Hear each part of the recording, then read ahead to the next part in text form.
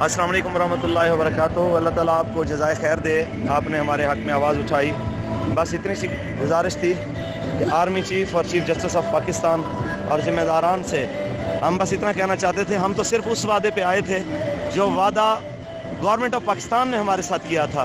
ریاست پاکستان نے دوسری دفعہ اس کی توثیق کی تھی وزیر اعظم کی زبانی، تو ہم تو بس آپ سے اس معاہدے کی تکمیل کے لیے آئے تھے۔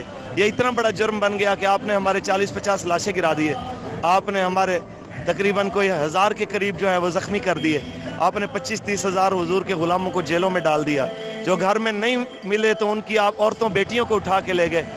تو بس یہ آپ نے پیغام دینا ہے ان ظالموں تک کہ وہ جو خاموش بیٹھے ہوئے ہیں ابھی تک ایوانوں کے اندر، ان کو کہیں کہ خدا کا خوف کریں اور اپنے ظلم سے باز آئیں۔